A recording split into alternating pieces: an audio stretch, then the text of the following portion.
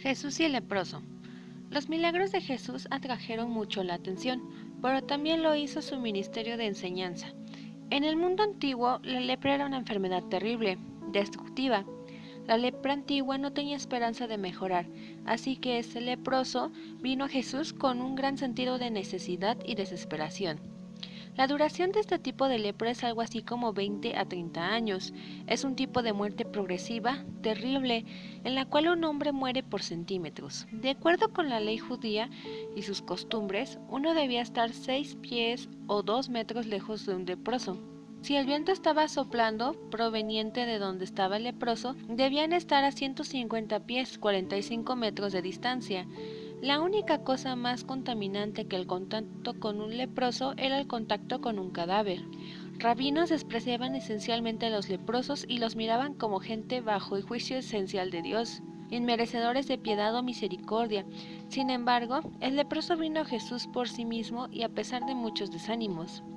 Él sabía cuán terrible era su problema y que otra gente renunció a él por tener una condición sin esperanza. Él no tenía nadie que lo quisiera o pudiera llevarlo a Jesús, ni un ejemplo previo de Jesús sanando a un leproso para darle esperanza. Él no tenía la promesa de que Jesús lo sanaría, ni la invitación de Jesús o sus discípulos. Él debió haberse sentido avergonzado y solo en la multitud. A pesar de su condición desesperada, este hombre no solo le rogó a Jesús, él también se postró ante él. El verbo en griego es proskeinen, y esa palabra no se usa sino para adoración. Siempre describe los sentimientos y acciones de hombres en la presencia de lo divino. Él se postró ante Jesús viniendo a él, honrándolo como el único que podía suplir su necesidad, que de otra forma sería imposible. Se dirigió a Jesús con la palabra Señor, honrándolo como Señor y Dios. Él se postró con humildad, no demandando, sino dejando su petición a la voluntad de Jesús, diciendo que todo lo que se necesitaba era la voluntad de Jesús, y él sería sanado. Con confianza de que Jesús podía hacerlo más que sano, Jesús podía hacerlo limpio. El leproso rindió homenaje divino a Cristo, y si Jesús hubiera sido meramente un hombre bueno y nada más, él hubiera rehusado la adoración con indigna santa, probando aquí que no es así, pues él también es Dios. El leproso no tenía duda acerca de la capacidad de Jesús para sanar. Su única pregunta era si Jesús quería sanarlo. Este leproso buscó más que sanidad. Él quería limpieza, no solo de su lepra, sino también de los terribles efectos en su vida y su alma. Además, este es el primer lugar en el Evangelio donde Jesús es llamado Señor. Jesús extendió la mano y le tocó. Este fue un toque valiente y compasivo de Jesús. La idea es que el leproso mantuviera distancia de Jesús, pero él extendió la mano y le tocó. Era en contra de la ley ceremonial tocar a un leproso, lo que hizo el toque aún más significativo para el hombre afligido. Por supuesto, tan pronto como Jesús le tocó, ella no fue más un leproso. Jesús no tenía que tocarlo para sanarlo. Él pudo haberlo sanado con una palabra o incluso un pensamiento. No obstante, él sanó al leproso con un toque porque eso es lo que el leproso necesitaba. ¿Por qué a veces Dios no nos da lo que pedimos?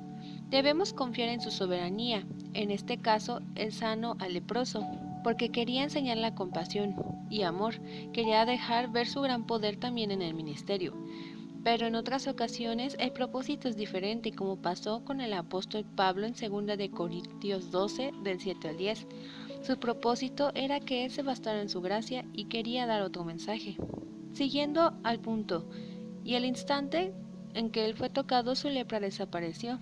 La vida anterior del leproso fue cambiada para siempre. Él no solo fue sanado, pero así como él lo pidió, fue limpio. Jesús ordena al hombre sano dar testimonio de su sanidad a los sacerdotes solamente. Los milagros de Jesús no fueron calculados primeramente para hacerlo famoso o una celebridad, aunque ciertamente dieron testimonio de su ministerio. Más aún, Jesús sanó para satisfacer las necesidades de individuos específicos y para demostrar el evidente poder del Mesías en el entorno de amor y cuidado por las necesidades personales de gente humilde. Como último punto, la ley mosaica en Levítico 14 prescribió sacrificios específicos para ser llevados a cabo por la sanidad de un leproso, y cuando el hombre se los reportó a los sacerdotes, ellos sin lugar a duda tuvieron que realizar ceremonias que fueron raramente o nunca hechas antes. Ir con el sacerdote también traería al ex leproso de vuelta a la sociedad. Jesús quería que la sanidad de la enfermedad del hombre tuviera el mayor beneficio posible.